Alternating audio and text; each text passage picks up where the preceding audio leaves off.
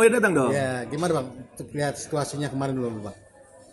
Sangat-sangat nyaman. Tidak ada saya lihat geng-geng yang lain yang berserakan, warawiri, membawa pasukan-pasukan tertentu. Sangat nyaman. Dan saya juga suka pihak kepolisian mengamankan jalannya persidangan. Luar biasa. Enjoy semua. Lebih tenang. Tidak Bang. ada artis-artisan, tidak ada kelihatan gaya-gaya Korea-Korea atau mafia-mafia, nggak ada. Latino-Latino nggak ada. Mafioso-mafioso nggak ada. Bodyguard nggak ada Bang. Nggak ada bodyguard-bodyguard, semuanya kondusif, luar biasa. Sidang kemarin ya. Ya, Bang, ini kan kemarin juga sidang nih Bang. Dan cepat ada beberapa kericuhan atau kembali kericuhan. Ada akhirnya sidangnya diskors Bang. Gimana nih Bang menurutnya Bang? Apa itu kericuannya? Ya tentang Nikita Mirzani protes ke JPU karena jawaban dia Doktif sebagai saksi banyak dipotong-potong karena diduga karena Nikita menguntungkan JPU gitu Bang. Akhirnya terjadi cekcok ada mulut akhirnya diskors Diduga gimana? menguntungkan JPU. Iya, karena kan Doktif mau bercerita lagi tiba-tiba di-cut gitu loh. Diduga Nikita Mirzani ya Bang. Ya. Akhirnya terjadilah cekcok Bang. Gimana Bang? Sebenarnya dalam persidangan peranan saksi itu sangat penting. Sangat-sangat penting. Dan saksi itu datang ke dalam persidangan itu adalah amanah undang-undang. Bagaimana amanah undang-undang sehingga saksi dibutuhkan itu untuk menguak satu peristiwa adanya dugaan tindak pidana di dalam suatu peristiwa. Apalagi kalau memang saksi yang dihadirkan itu adalah saksi yang masih relevansi dari pihak kejaksaan. Sampai saat ini kan belum ada saksi dari pihak Nikita Mirzani. Nah, sehingga sangat mengherankan kalau seorang saksi yang dihadirkan oleh jaksa penuntut umum malah di-cut, malah dibatasi. Nah, itu ya wajar aja jadi ricuh. Wajahnya agak emosi ya Nikita Mirzani Bang ya. Wajar, karena kan saksi itu yang hadirkan kan pihak kejaksaan, ya kan, bukannya pihak Nikita Mirzani. Jadi di mana relevansinya sampai di-cut? Saksi kan harus menjawab peristiwa secara kooperatif, secara panjang dan lebar, secara faktual, menceritakan peristiwa-peristiwa yang dialami, sehingga hakim nanti bisa menilai jalannya kasus persidangan yang dipimpin oleh hakim tersebut. Bang, tapi ada juga kabar yang tidak mengenakan nih Bang. Biasalah netizen Bang. Ini katanya Nikita Mirzani, ini kata netizen ya Bang, bukan saya nih kan. Kembali menjual drama Korea, drama-drama di persidangan Bang. Seperti ada anaknya tiba-tiba, gitu Bang. Seperti apa nih Bang? Kita sih tidak masuk substansi yang bisa dikatakan katanya drama-drama ya. Dimana kita tahu peristiwa tersebut kan out of control. Artinya kedatangan tersebut out of control. Tinggal bagaimana dari pihak jaksa, dari pihak hakim yang memang mempunyai ya tugas tanggung jawab itu menyikapi masalah ini. Sehingga adanya satu kesempatan seorang ibu jumpa dengan anaknya. Minimal dikasihkanlah space, dikasihkanlah ruang, dikasihlah kesempatan. Tampaknya ada tekanan atau kelihatan gegap gempita. Namanya juga anak kan. Jangan sampai malah peristiwa persidangan dengan begitu riuhnya banyak orang memunculkan trauma baru bagi si anak tersebut. Harusnya demikian. Berarti gimana Bang yang kata netizen? Kembali lagi ya ya netizen Bang.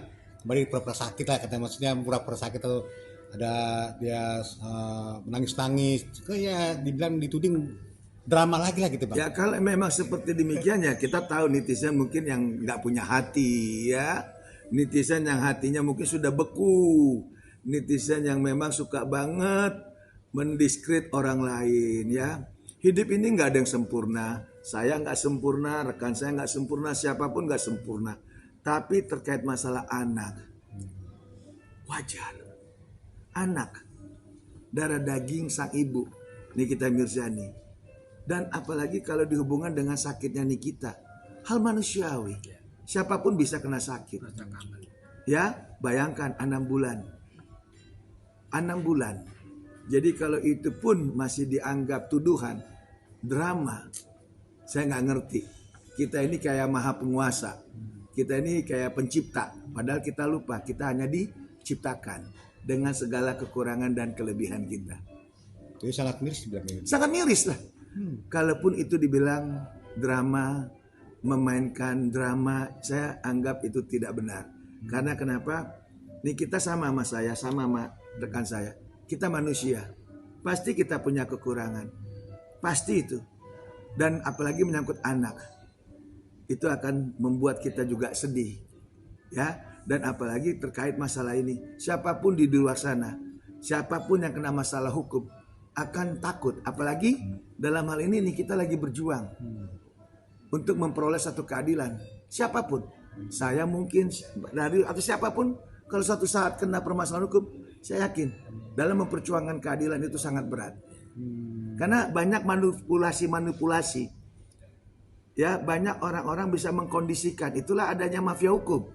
Kalau hukum itu bisa jadi satu panglima, benar-benar panglima itu on the track hukum itu, saya yakin tidak ada kriminalisasi. Tidak ada kriminalisasi.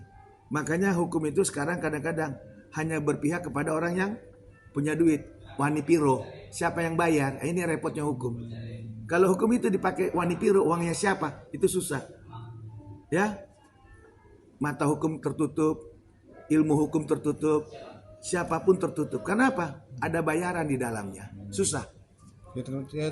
Menarik tentang mencari keadilan, termasuk di mana kita Mirzani kemarin menangis bang, ingin melanjutkan persidangan karena ya udah lama juga, tapi tiba di-cut karena dia sakit.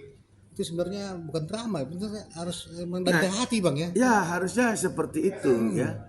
Sebenarnya sih saya berharap tadinya, walaupun adanya surat dari kuasa hukum untuk memberitahu kepada majelis terkait ada Nikita ingin berobat, tapi selama dari pihak terdakwa atau Nikita sendiri ingin melanjutkan, harusnya tetap dilanjutkan. Jangan sampai disia-siakan. Karena itu jadi momen penting bagi Nikita. Agar tidak bertele-tele, tidak malah berlama-lama kasus ini berjalan. Agar ada satu kepastian. Iya, saya sedih juga. Iya bang, sebenarnya itu hanya ungkapan hati berarti. Iya, saya sedih juga. Yang saya harapkan sidang itu berjalan. Kalau nggak salah agendanya ada 4 saksi ya. Iya. Ada 4 saksi yang akan diperiksa. Tapi ternyata hanya cuma 1. Saya juga kaget. Karena saya yakin kita sudah mempersiapkan itu semua. Mempersiapkan untuk mengcounter pertanyaan-pertanyaan kepada para saksi yang akan dihadirkan. Bang, terakhir bang buat netizen yang bilang ini kita menuding ya. Kita dituding kembali drama di persidangan seperti apa nih bang? Ya, untuk netizen itu hak-hak Anda untuk memandang sesuatu permasalahan dengan caranya sendiri, dengan cara-cara negatifnya. Tapi jangan lupa saya himbau kita juga manusia, tak luput dari kesalahan. Kesalahan itu bisa melanda siapa saja. Apalagi kalau kesalahan yang memang dibuat untuk dibuat seolah-olah kita jadi salah. Itulah namanya kriminalisasi. Semoga dengan adanya persidangan ini kita bisa tonton, kita bisa lihat bahwa kebenaran itu ada. Tuhan tidak pernah tidur. Jadi dalam hal ini siapapun, andalkan Tuhan. Andalkan Tuhan. Walaupun kita kena benturan masalah hukum, yang penting kita yakin bahwa kita tidak pernah ingin menyakiti orang lain, ingin mengambil atau memanfaatkan orang lain. Saya yakin Tuhan ada bersama kita. Saya, Advokat Dr. Togas Tumorang. Dan saya dokter kandidat dari Situmorang SHMH CRA. Kami pada kesempatan ini kebenaran akan menemukan jalannya. Tuhan memberkati.